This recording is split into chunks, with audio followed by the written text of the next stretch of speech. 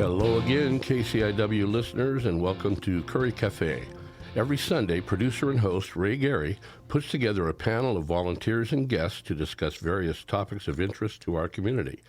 For those that would like to participate in today's show with questions or comments, our text line is 541-661-4098. That's 541-661-4098. Now here's Ray to tell us about today's show. Hi, this is Ray Gary again, and I'm going to tell you about today's show, surprisingly enough. But before we get started, I want everybody to realize that you don't have to fret. There are no DEI employees at KCIW. Don't have to worry about that. No paid employees either for that. Today we have a very interesting program. We have two very interesting and knowledgeable guests. We're going to be talking about Martin Luther King primarily, so we can start. And Black history and and a lot of other things as well. But anyway. Oh, do you want to say that now formally? Who you are first? Okay, who I am, and maybe I'll say a little about who Umi is, or Dr. Vaughan, our guest, because I've known him a long time. I'm Robert O'Sullivan. I used to teach high school in Oakland. I was an active participant in the civil rights movement back in the late 50s, early 60s, and I share one thing in common with Martin Luther King. Because of some leadership I did in a strange part of Indiana, the FBI started investigating me as a pre-ministerial student, and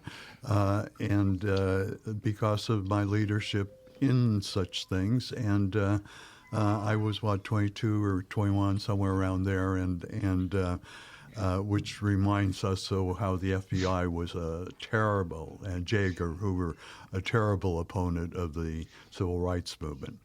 Anyway, our guest today is someone I've known for a long time. I actually watched him not grow up across the street from me, but catty corner on the street from me. And his mother is a dance teacher who's had a wonderful program and a lot of other things. But one of many connections with that Umi, Dr. Vaughan, our guest today, has, is he went to Morehouse College. And Morehouse College is where Martin Luther King did his undergraduate work at a very young age. And I wonder if a good place to start might be just talk a little about the King experience, Morehouse, the role of HBCUs, and so forth. Sure. Bob, first of all, I want to really thank you for inviting me to this this space to speak about my work and contribute to the dialogue that you guys have going on. Morehouse College for me was a great and also interesting experience. I chose to go there instead of UC Berkeley, where I could have gone, or Stanford, where I could have gone, because I got a nice scholarship, and also because of the mystique of Black excellence that was known to come through there, with people like Spike Lee, with people like Sam Jackson, and of course Reverend Dr. Martin Luther King Jr. I originally was studying to become a veterinarian. Once we got to dissections and stuff, I couldn't hack it. I couldn't take it. You couldn't hack hacking. Yeah, I couldn't do it. And so you were going to be a bloodless veterinarian. Yes, I turned in my white coat immediately. You like to pet the cats, but you didn't want to cut them open. That part. And so I immediately kind of changed over and started to study fine art, which had also been a passion of mine. And just on a funny note, the fine art department is really housed on Spelman's campus, so it allowed me a chance to be on Spelman's all beautiful women's campus while everybody else was getting kicked off. I was waving them goodbye on the way to class. Oh, wow. But Morehouse College was wonderful because the whole Black world comes through there. Ta-Nehisi Coates talks about Howard as a Mecca, and Morehouse would be its own kind of Mecca, or we could call it a Medina. Yeah. All of the black world there, people from southern United States, of course, people from the West Indies, the Trinidadians controlled the computer lab, people from New York, people from Africa. And there was a great love for Californians somehow there too. So I had a great time. It was interesting though, because for my taste as a child of the civil rights movement and the Black Panthers and the Black Panthers, it felt very conservative for me. So some of the, politics of the play, some of the stances that the administration would take, or the kind of positions and ways of other students really didn't match mine. So a lot of times my friendships would be off campus with, the Rastas in East Point or Decatur, rather than with the other students at Morehouse College. So I had a kind of like, intimate, but also, you know, complex relationship with Kind of being on like campus there. being a left-handed half Irishman in a Lutheran college. Kind of like that. Kind of like that. I can relate to Sam Jackson, who got kicked out of school for, armed resistance or taking over the administration building and that kind of a thing, right? Tell us what you can about King's relationship there. Dr. Martin Luther King's relationship himself there. Yes. Well, he was, of course, like held up as the nation itself does, as an icon of freedom and justice, etc. And to be frank, I think that sometimes as the college participated in the status quo or the business ethic of the nation, sometimes, in my opinion, might have turned its back somewhat on the truest essence of his legacy, in terms of like really being against this plundering, extractive project that is the United States.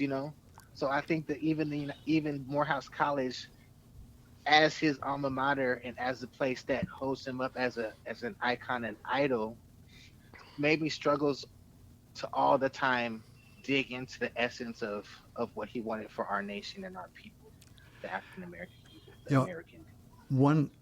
One thing that interests me is Dr. Benjamin Mays, I think, had some knowledge of Gandhi, and perhaps was the one who first introduced him to that. But then he went to a seminary in Pennsylvania where there was another Gandhi expert, and then Boston University. So, but kind of his intellectual history, I think, had something to do with Benjamin Mays. Former president of Morehouse. Yes. Mm-hmm, mm-hmm. I'm not an expert on that history. Sure. Mm-hmm. Anyway, it's Black History. Ray, I'm a little uncomfortable, if you don't mind my asking a question or two. Oh, please. Okay. Bob, take it. Yeah, I mean, you two are the experts, so go ahead. Yes. If you see me doze off, just. Yeah. Well, I think you can tap on the glass here. I'll wake up. Okay. Well, I'll talk about King, and there are some fine books that are available on the civil rights movement and on King, a recent biography by Manning Eng, and the classic Taylor Branch thing, and that helped me understand quite a bit about King. He was a talented son of a pastor and of a musician, and he thrived early on. I'm not quite sure the exact dates, but he finished high school at age 15 or 16, and although one experience during his high school years was very formative, and that is he went to and did well at a speech competition by bus, and on the way back on the bus, he and his teacher who went with him were both black, and they were told to move when some white people got on the bus. And he later said he never was more angry in his whole life than what that happened. Anyway, King went to Morehouse, and I think you were very right about some of the problems with Morehouse, but he then went to a seminary that was of a Congregationalist, which now would be called United Church of Christ, in Pennsylvania, and there he was also introduced to, in more detail, to Gandhi by a professor there who was a student of Gandhi, or had visited Gandhi. And then when he went to his graduate program at Boston University, a very important figure, Howard Thurman, was the chaplain of the dean of the chaplain of the church there, and had visited Gandhi in India and became the great mentor to King and a lot of other major civil rights figures after that. So that's part of that whole connection. Once he was finishing his doctorate, he could have been going to a lot of prestigious black churches across the nation, or could be the assistant pastor at his father's church in Atlanta, but chose to go to Montgomery, and the rest is history from there. When he'd only been there a year or so and was in his 20s still, he became the leader of the bus boycott, which, along with the U.S.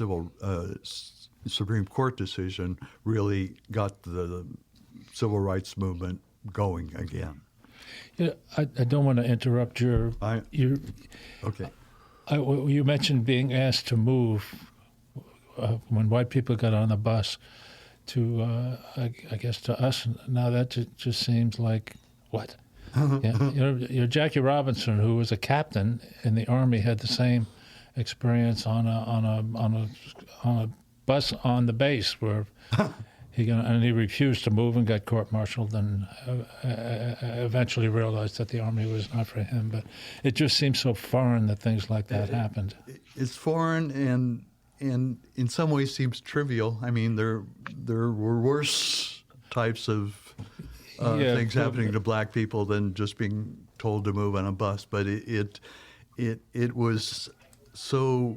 It has become the real great symbol, and rightfully so, of how wrong it is to treat people poorly and disrespectfully and without dignity for reasons that have to do with skin color or disability or sexual orientation. Those things are still going on, but anyway, King's own experience of that.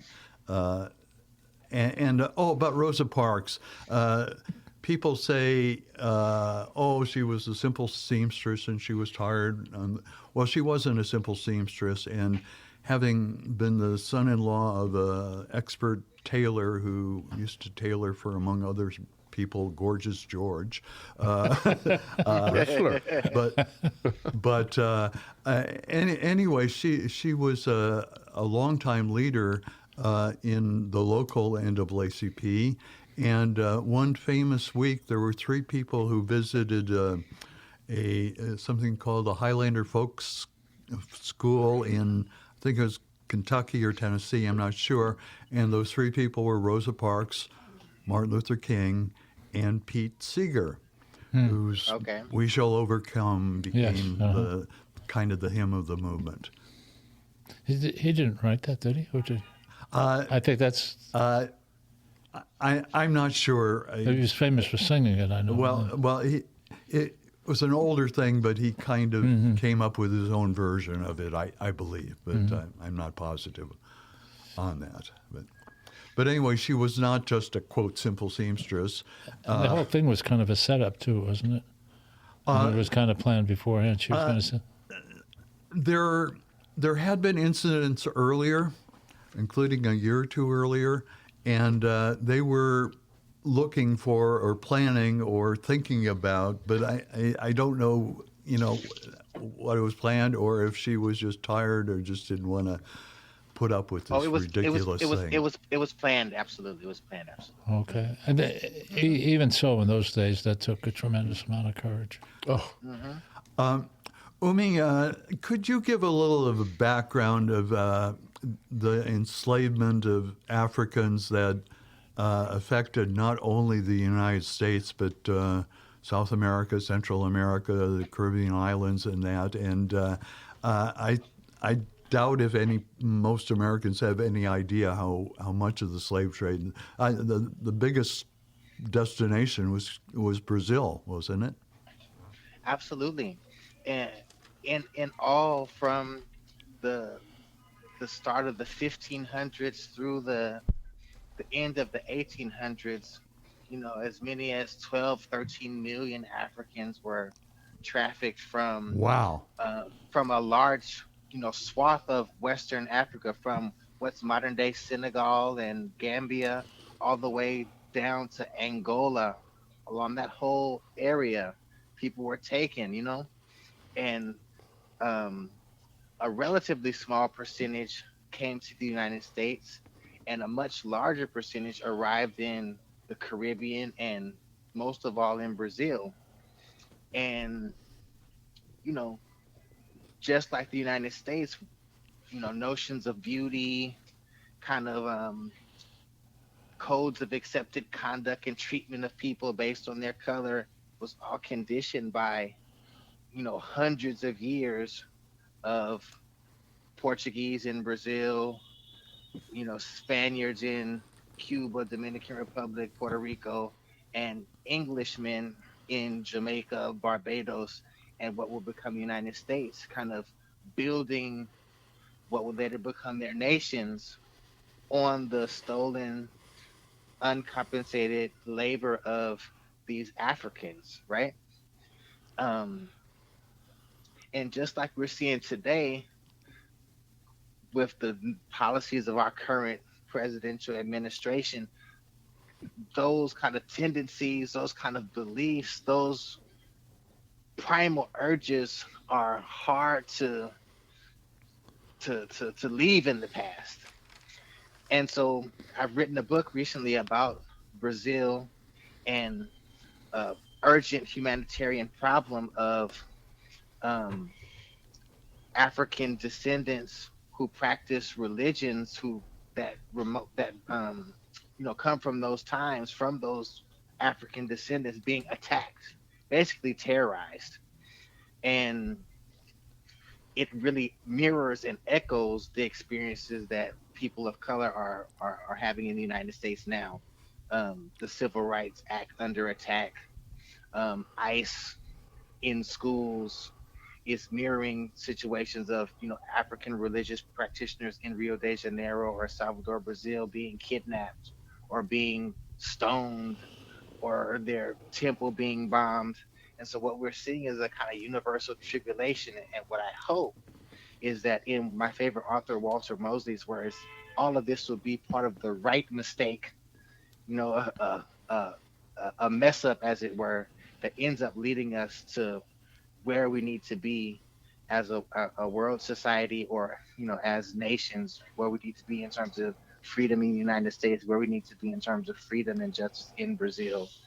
And my book, Silencing the Drum, Religious Racism and Afro-Brazilian Sacred Music, kind of takes us into that world of struggle. I'm thinking of the last book that Martin Luther King wrote was Chaos or Community. And that's the choice we're facing now. Mm-hmm. It's more dramatically than in any time in my lifetime. The things that this guy is saying are unbelievable. He's way, way, way beyond dog whistles. It's not, he's just coming right out and pretty much saying it. If you have this job because of an inclusion situation, then you're incompetent. In my recent reading around and such, I have realized more than ever how much this enslavement trade enriched European countries, and all the finery related to just, ripping off gold, ripping off indigo, not indica, and using free labor to get lots of sugar coming that way, and cloth, both the economies of almost all the European countries and the economy of the United States was deeply enriched by ripping off black people. One great book that I was exposed to is called Inheriting the Trade. Uh-huh. It's by a white man by the name of Thomas de France, whose family was based in Rhode Island, and worked in kind of building boats, building ropes, and metalwork to make chains. And they had a plantation that was associated with their family, I think, in Barbados. And he talked about the fact of not owning slaves at all per se, but definitely being part of the kind of loop of wealth that existed that allowed people to be enriched on the backs of Africans. Yes. Dr. Vaughan?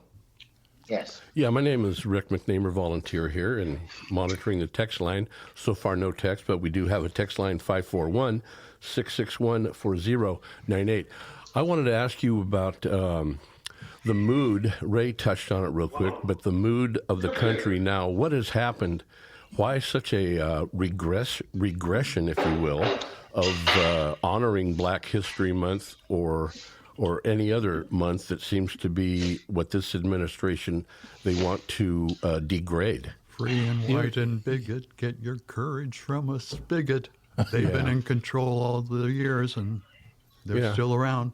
Yeah, a couple of years ago on Veterans Day, I remember a politician say, how come the blacks get a whole month and the veterans only get one day? Well, there you go.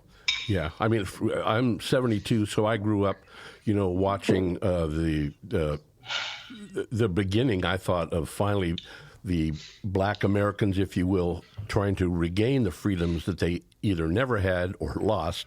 But now it seems to be that, again, some of the population is against that, and I just don't know why we've regressed like that. I think that anytime you don't fully deal with an issue and you let it kind of remain and fester, it kind of gains strength, And so in so many ways, again, I'm a kind of devotee of Walter Mosley, and he talks about the fact that the battles that we're waging now is just rehashing the Civil War arguments. You know what I mean? Yes. And so the very fact that, slave masters were remunerated for, lost property. The very fact that 40 acres and a mule, never was given. All those kind of things really allowed a kind of funk to fester within the soul of our nation. You know what I mean? I'm sorry. It said that the Union won the war, but really culturally that the Confederacy won, because the spirit of the nation, as we have seen, whether Democrat or Republican, has allowed us to be where we are now, where all the things that we fought for are in danger, where, even in California, in the Bay Area, you can go somewhere and feel uncomfortable. You know what I mean? You could feel white people kind of just out of pocket, as we say. You know what I mean? Yeah. Kind of co-signed by the current leadership of the nation, and it's not right, Yeah, I guess I assume that things would be better by now, but they're not. They're not. They're just different. And uglier. It's certainly better, though. And open and blatant. I thought it was if better. you make it today, if you make an appointment for a doctor that you haven't seen, and you get to the office and the doctor is black, you would think absolutely nothing of that. But when we were kids, you certainly would have thought, it was the doctor here.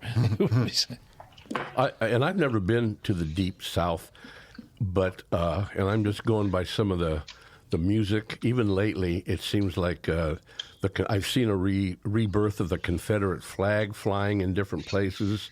The songs that I hear from groups that I used to like, well, I still like them, but the South is going to rise again. That's been around for quite a while. So, well, yeah, what you said about the Confederacy, it's still alive and well, it seems like to me. And armed highly. Very highly armed, that's correct. I've traveled a fair amount through the South, and I can remember growing up and hearing places like Little Rock and some of the other things that were constantly in the news for all the civil rights stuff, and I was actually reluctant to go there.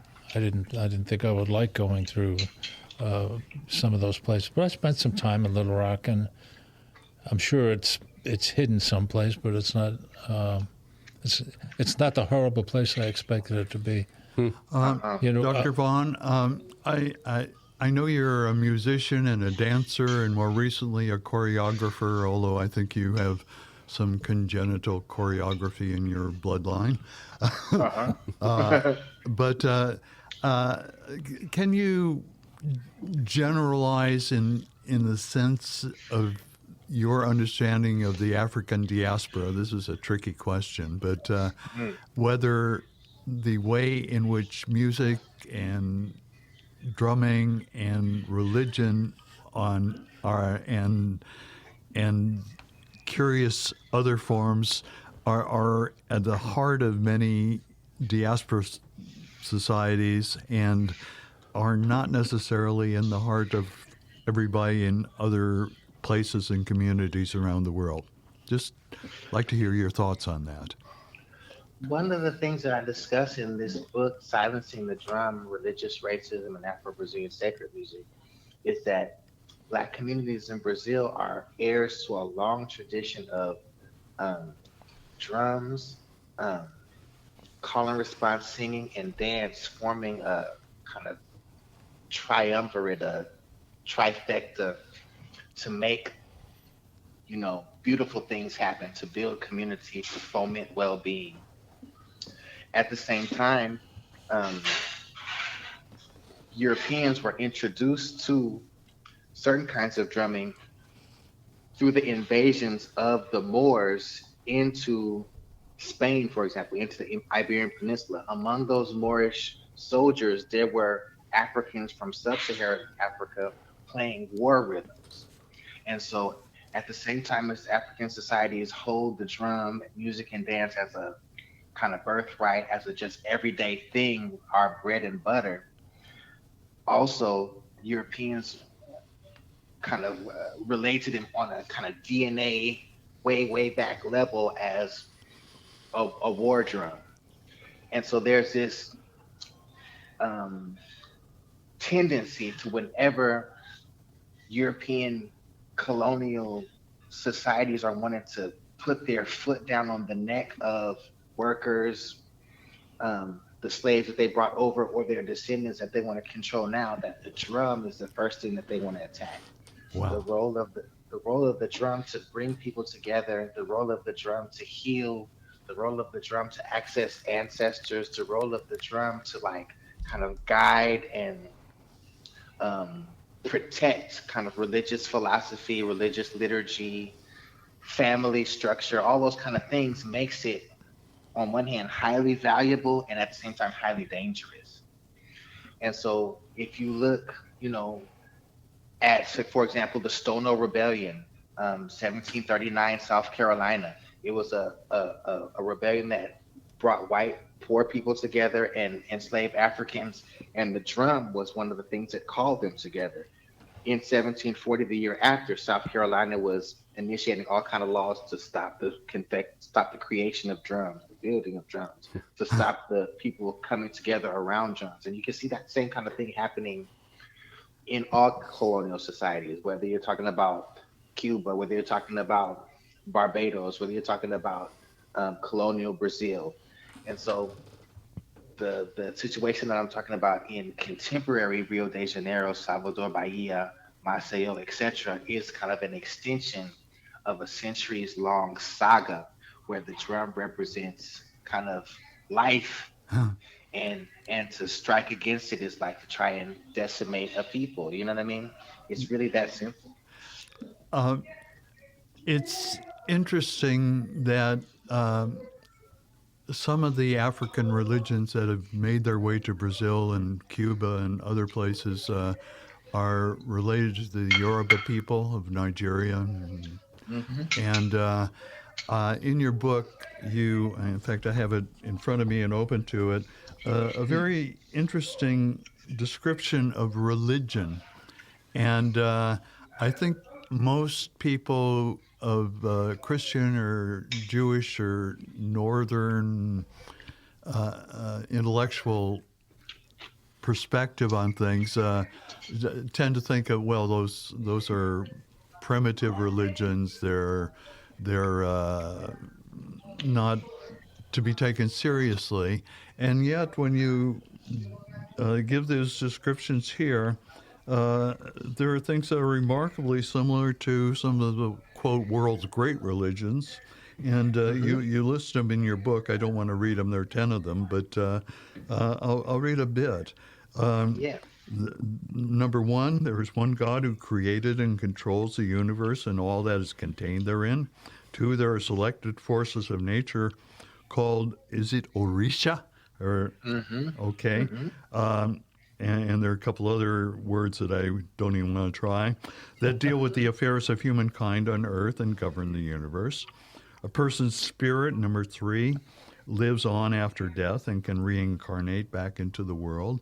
Four, ancestral spirits have power over those. And many people in all sorts of different cultures are involved in those kind of beliefs. And part of why it's so important to combat what's going on in Brazil is there are ways in which good, positive religious instincts are being suppressed in many ways, many places. Exactly. Like things that everybody does are being kind of misconstrued and um, kind of given a bad name. You know what I mean? Like everybody likes to remember their grandmother, don't they? Everybody remembers grandma's apple pie. You know, you know what I mean? And that's all that's going on in the sense of like we remember those who came before us and try and learn from what they left in terms of how they live their lives and that kind of thing. And we make a big deal of it. It's important. Or the food we eat. Here's another one: animal sacrifice. There's been all kind of court cases. I would like to shout out my co-author, Dr. Danielle Boaz. She's a professor of history and I believe law at the University of North Carolina, Charlotte. She has a beautiful book called Banning Black Gods and another book, newer still, called Voodoo, the ethno-history of a racial slur. And animal sacrifice is one thing that comes up as a legal sticking point oftentimes. But in these communities, just like halal meat is blessed in a certain way, just like kosher meat is blessed in a certain way, these African or African descendant communities are blessing the food. They're acknowledging that they're taking life in order to sustain life, right? Mm-hmm. Whereas in the United States, who doesn't eat chicken nuggets and where do the nuggets come from? You know what I mean? Who doesn't eat Whoppers and Big Macs and all of the inhumane farms and whatnot, all the wasted meat? You know what I mean? And so there's a lot of hypocrisy in this too, Dr. Vaughan, this is Rick again.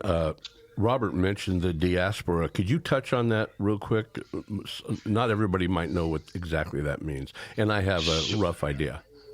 Sure. Diaspora is a term, it comes from a Greek word, I believe, that means like to spread. And so imagine like, a handful of seeds that you toss into the wind, and each seed ends up in a different location and is responsible for a new seedling. And the new seedlings all bear some resemblance to the original culture, but grow a little bit differently based on where they landed, the new nutrients, the new materials to work with. And so when we talk about the African diaspora, we talk about communities that might have started from Yoruba land, which is the western corner of modern day Nigeria, but taking root in Rio de Janeiro or Salvador Bahia, Brazil, or taking root in Havana, Cuba, or taking root in Port-au-Prince, Haiti. And so there's cultures in each of those satellite locations that are similar, but also unique. And so that's the idea of diaspora. These communities across the globe that are related by cultural heritage, by genetic heritage, but that bear kind of original fruits, right? Okay, thank you. I wanted to say something I learned just yesterday. The word Caucasian. I see three Caucasians around me, and that always struck. How dare you? Struck me. No. Oh yeah, we're supposed to be colorblind. The content of the character will come up next, but I just learned that this phrase developed to mean generally and generically white people, but because somehow some people got the idea that the people who came from that area were often very beautiful, the women. I mean,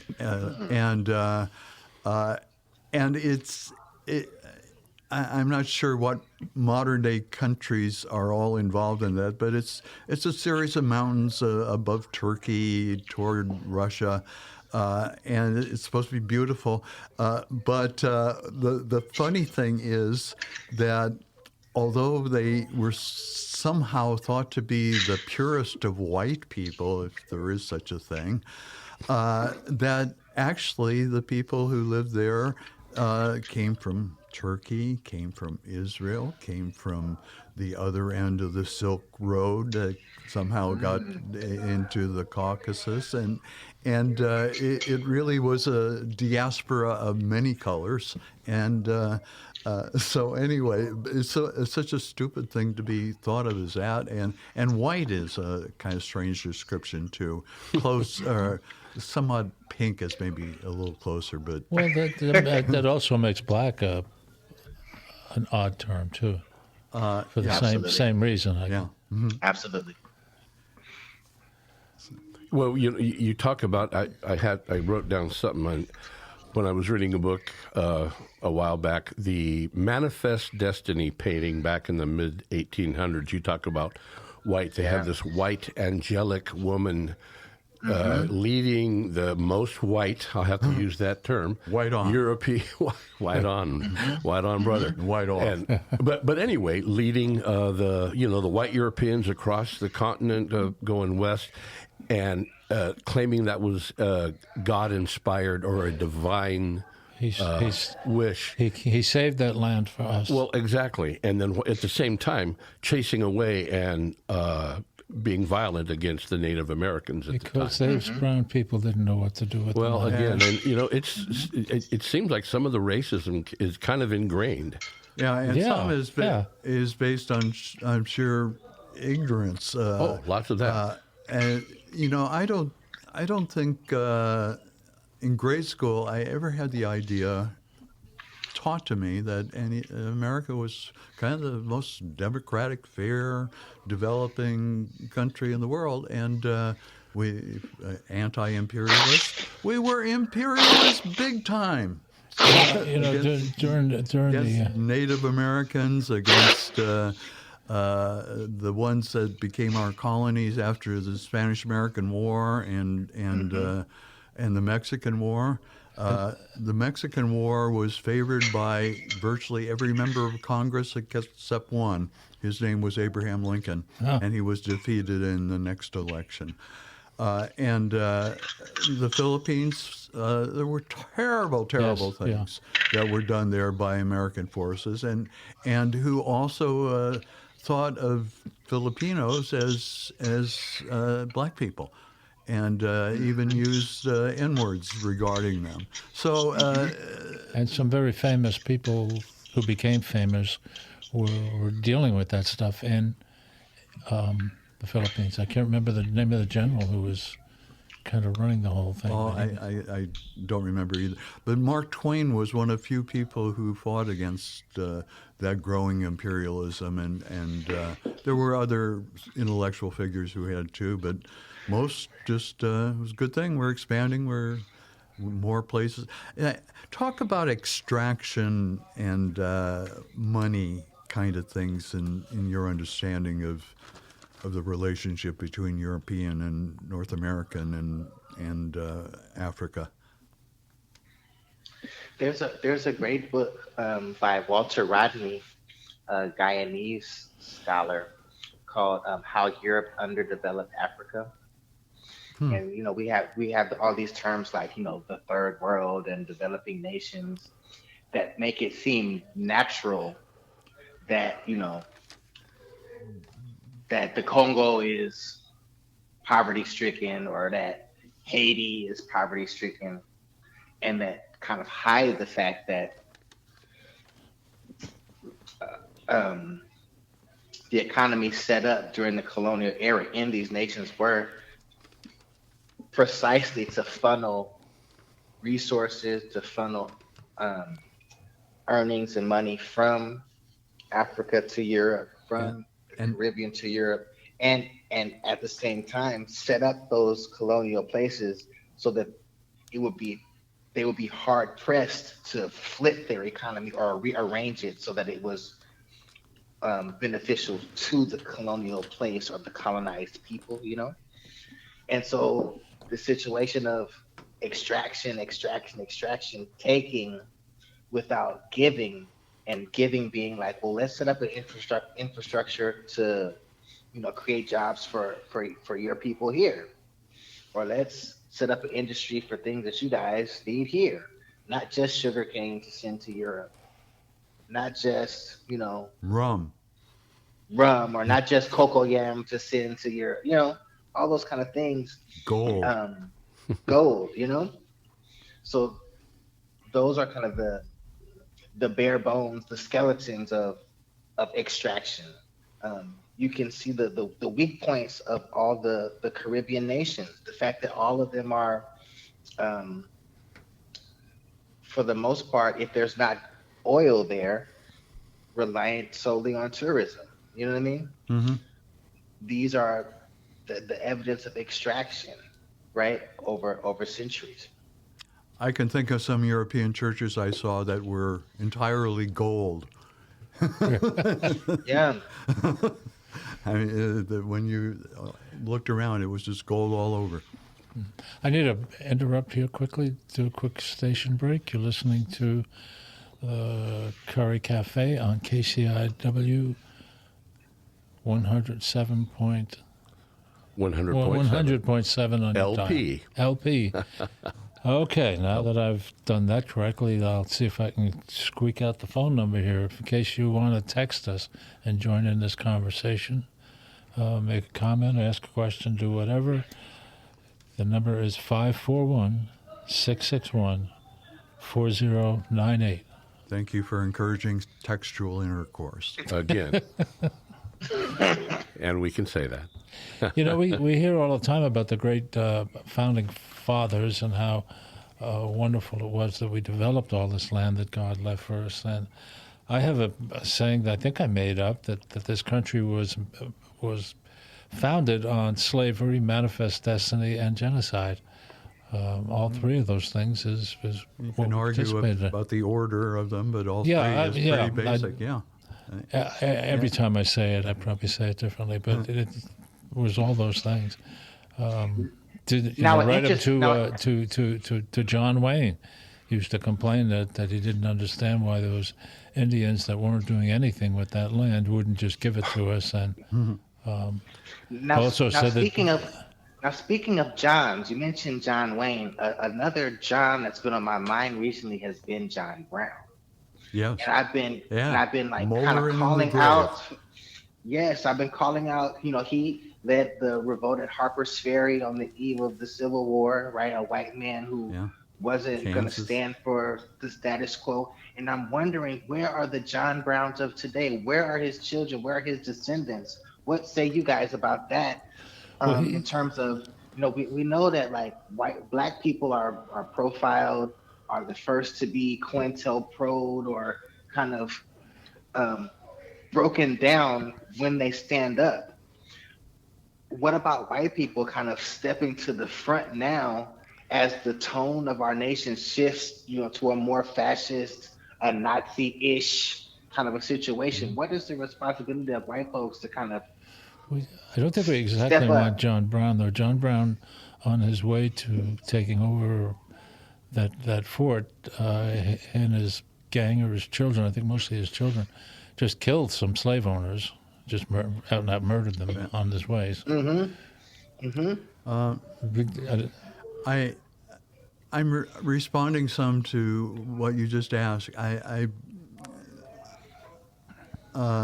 I've been a Caucasian out of step with many of my fellow Caucasians much of my life, and sometimes it happens in different ways. But I always thought that if people of different races and cultures and that just worked together, went to school together, played together, rooted together, and all that they'd get to know each other better and treat each other better. What was the theory? It was a theory, and it didn't work. Well, it didn't work in the relationship to the fact that in the United States there are so many guns, and there's so much people with money that is extracted or inherited, and there are things in the whole system and there are some white folk who understand and in their own way try to do things, but They did not try to get elected. Yeah, well, I don't know. I just hope that some emerge, but I keep trying to do my things to make things a little more loving and caring and community building, because chaos is awful. Yes, it is. And chaos is the opposite of the kind of music of the spheres. That includes drumming and other forms of singing and dancing and things that affirm life and build communities. We were not created, I don't think, to be alone. We were created for community, and chaos is an ugly choice otherwise. Yeah, I wrote down a few notes as being a child of the 50s and 60s, and I can remember, and this includes, sadly to say, family and friends, a lot of some subtle racism and not so subtle racism. And but the older I got into the late 60s and 70s, I noticed a big change, especially around that I tried to be. I didn't want to be around people like that anymore.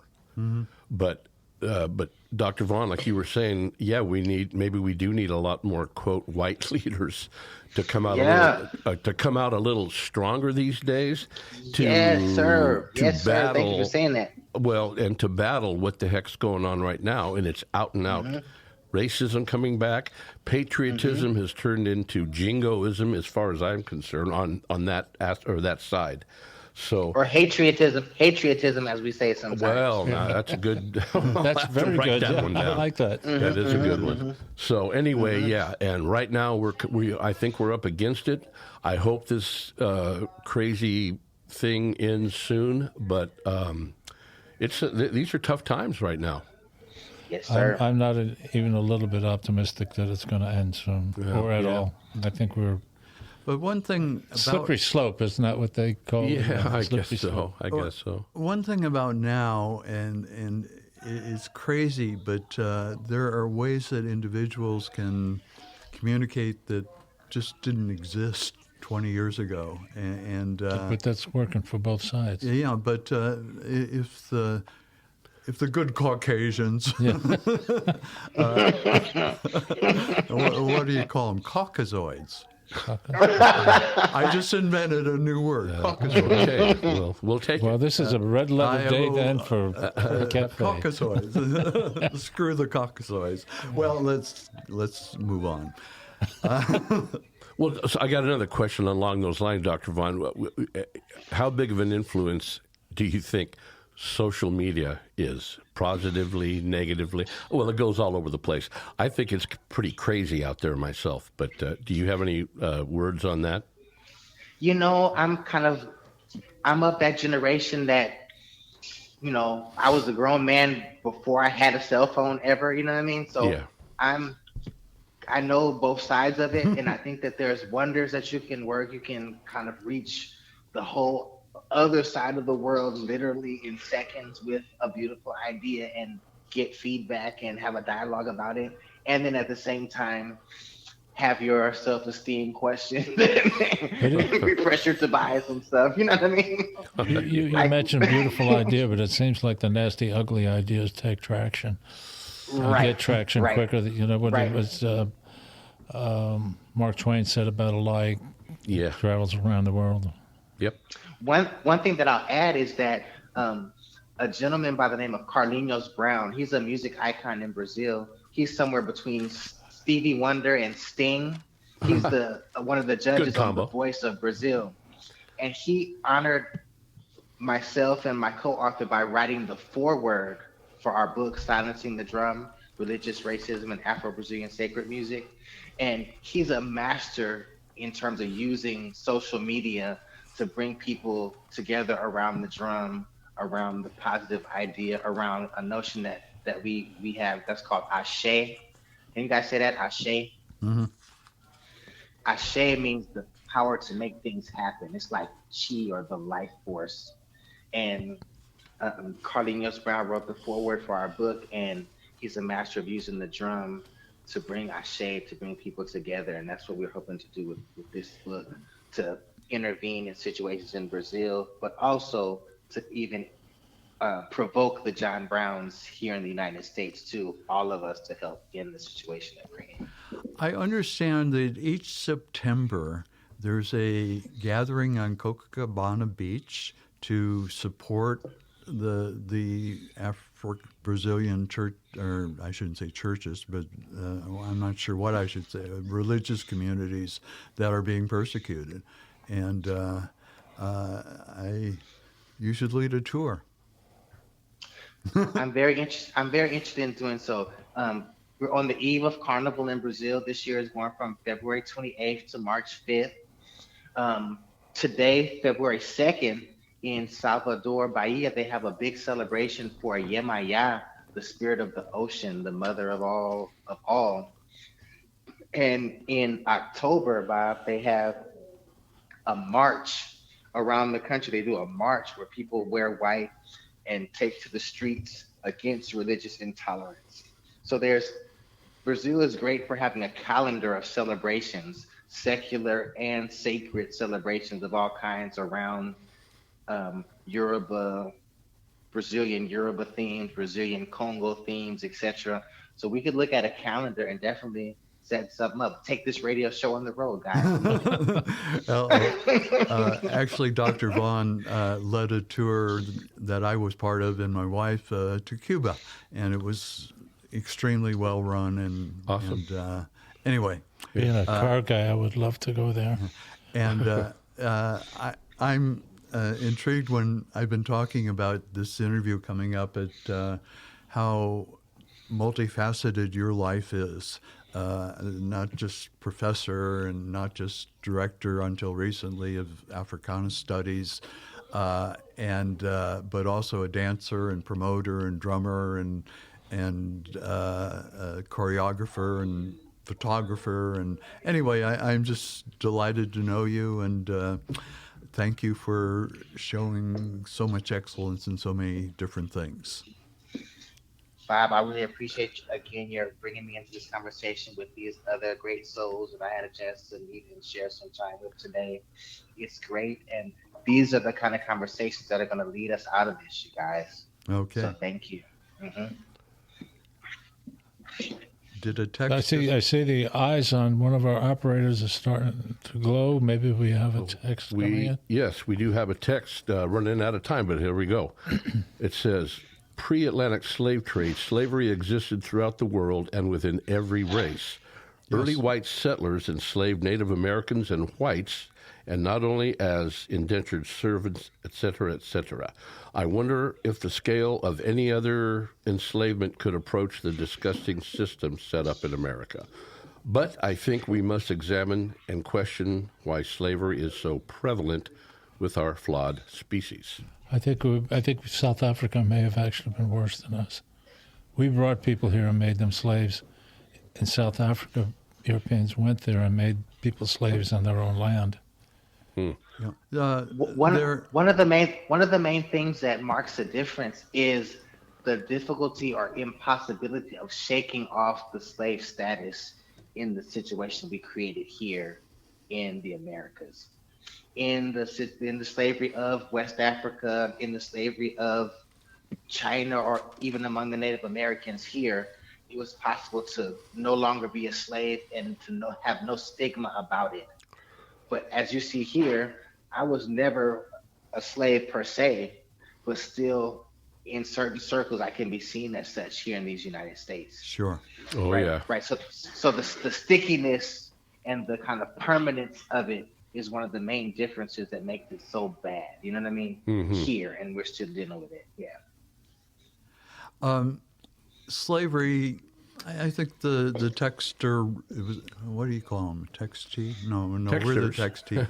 Was accurate in saying it's existed all over the world in every society in one form or another. Yes. And they're looking back to Roman days. There were a third of the population. I'm not sure exact all that, but it was really, really awful, and it was awful in other places.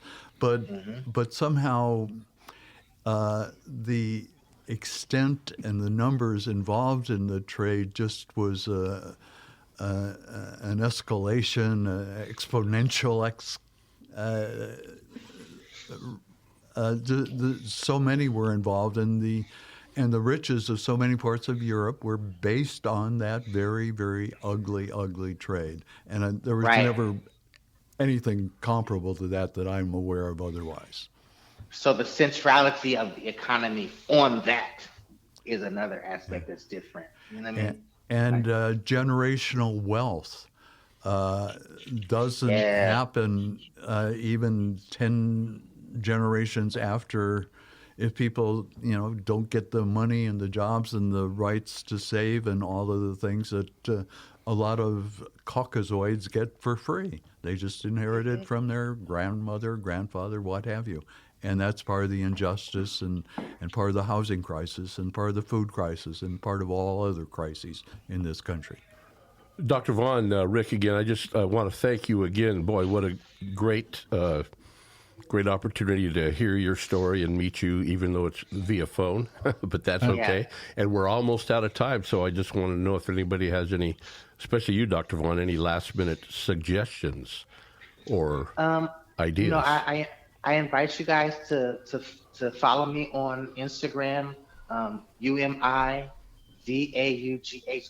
Umi Vaughan. Check out my book, Silencing the Drum, Religious Racism and Afro-Brazilian Sacred Music.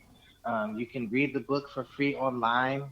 You can listen to an album of sacred drum rhythms and songs featuring myself along with drummers from a famous Brazilian group called Ile Aye, all for free online. Or you can, lend your support by purchasing the book. There's some beautiful art on the cover. And just let's continue this conversation. I have a request.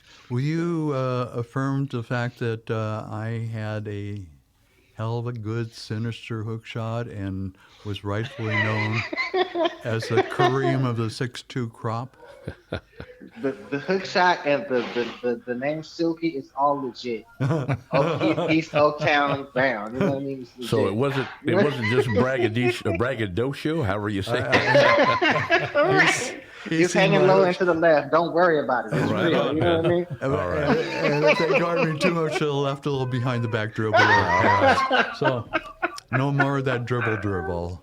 Okay, we're down to the last minute now, and I would like to thank you very much, Dr. Vaughan, for coming on and widening our scope a little bit. We live in a little tiny town like this. New ideas don't come up very often.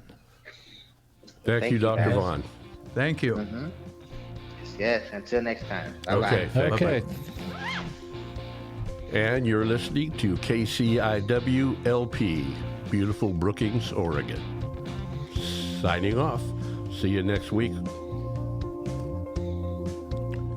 That went well, I think.